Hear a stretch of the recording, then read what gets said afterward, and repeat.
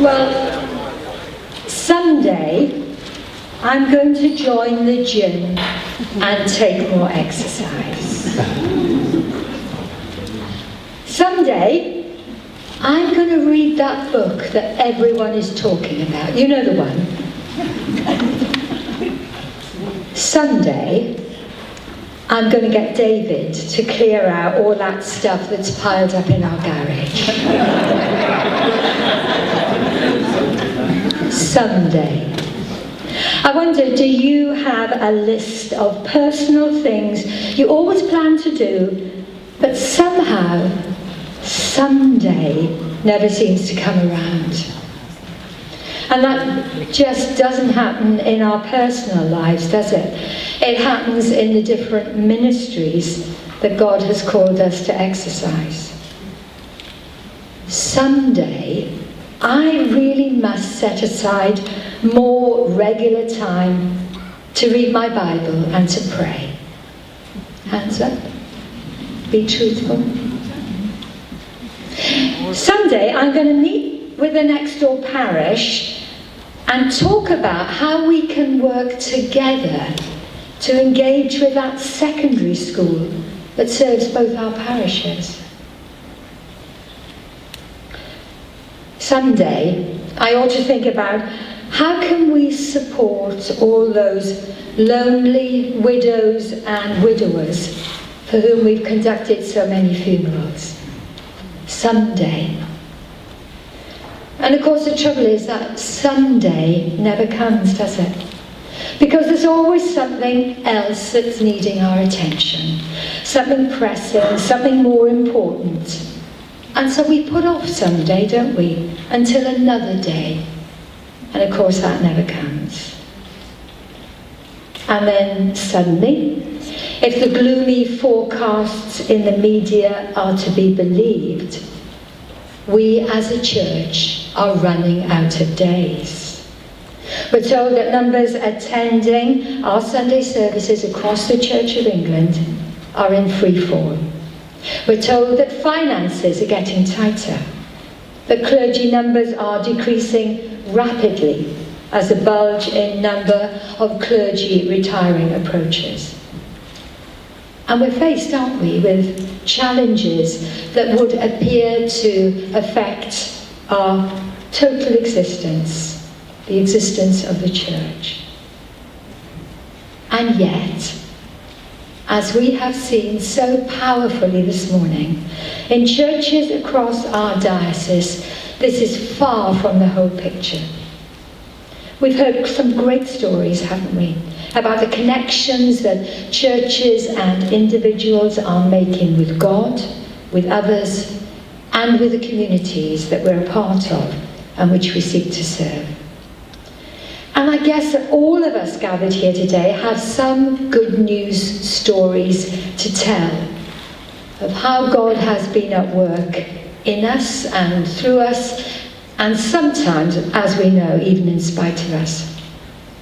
How God has been reaching out through the local church, through you and me, to serve those communities of which we are all a part. We truly do believe, don't we, that the local church is the hope of the world. A few hands going up. Come on. So I suppose the question is, how can we all be better at it?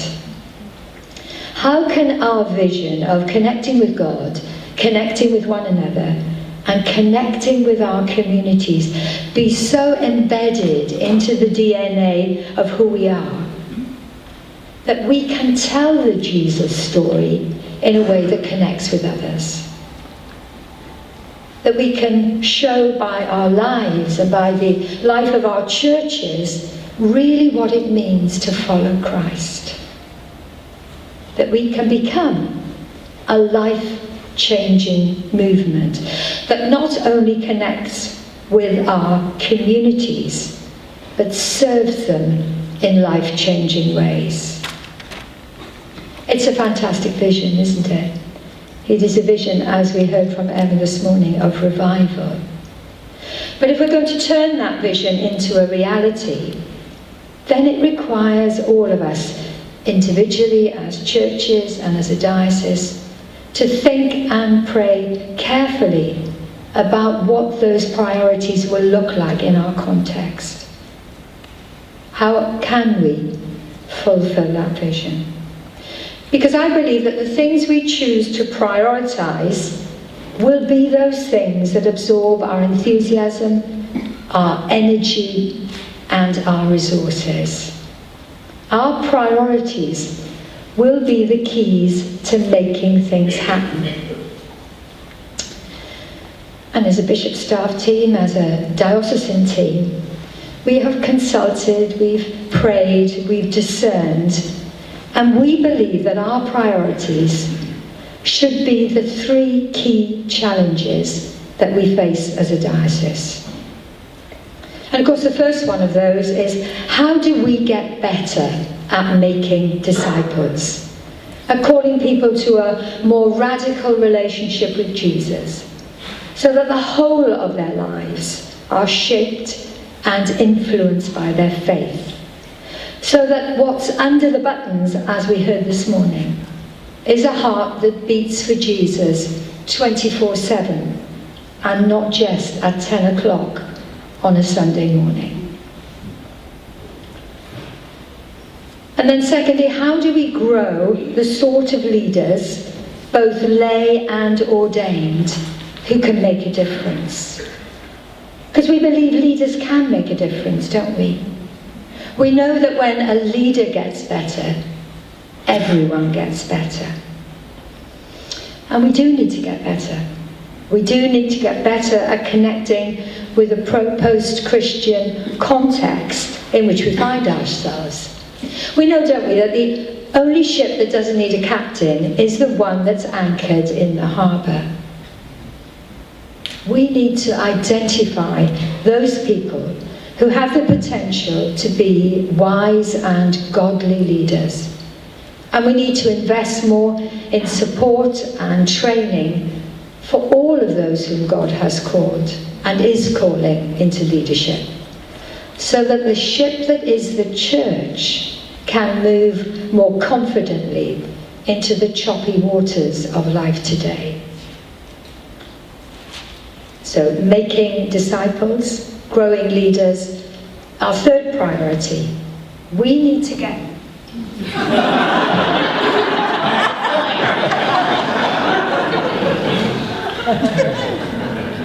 I shall try that again.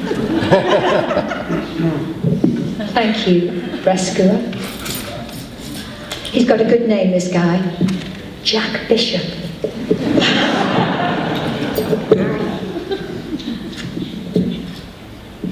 Perfect, thank you. So, making disciples, growing leaders, and then thirdly, we need to engage in much better ways with the younger generations who are missing from our churches. You know, over the last 30 to 40 years, many of our churches have grown old together.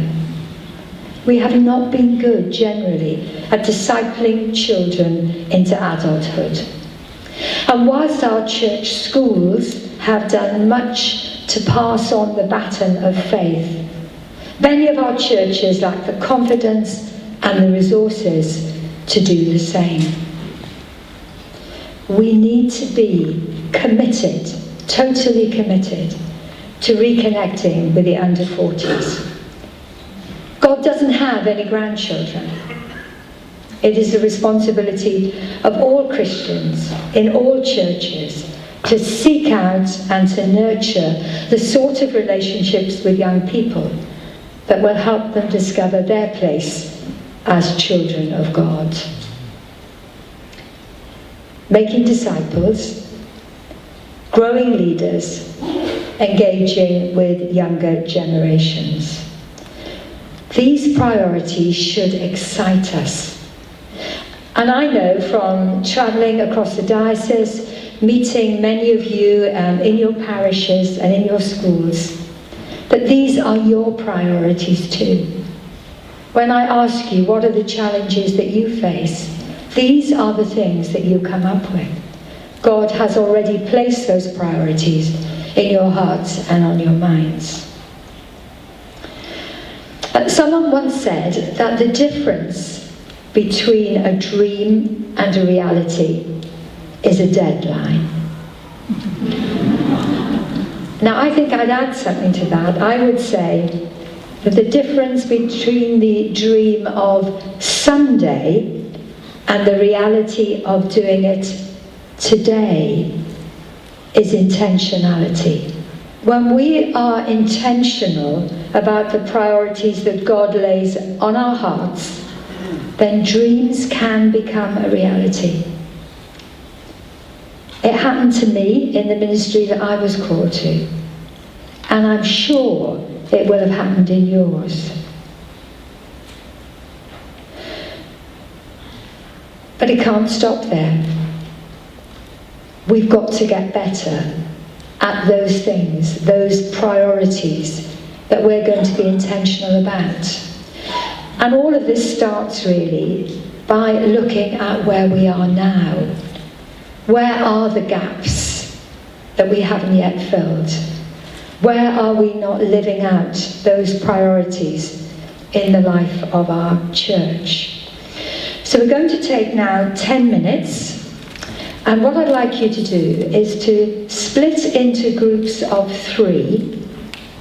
And then within those threesomes, each one of you to take one of those priorities that I've identified.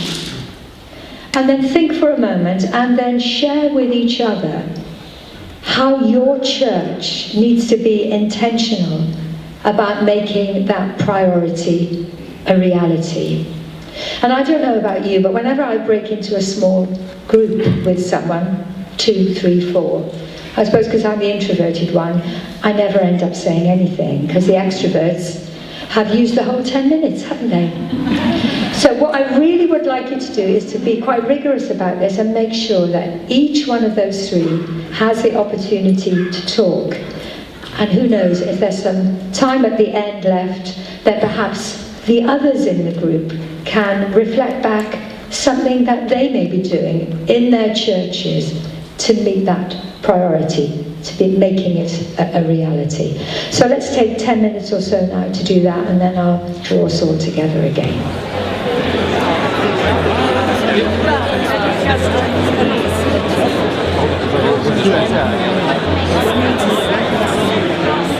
Next generation.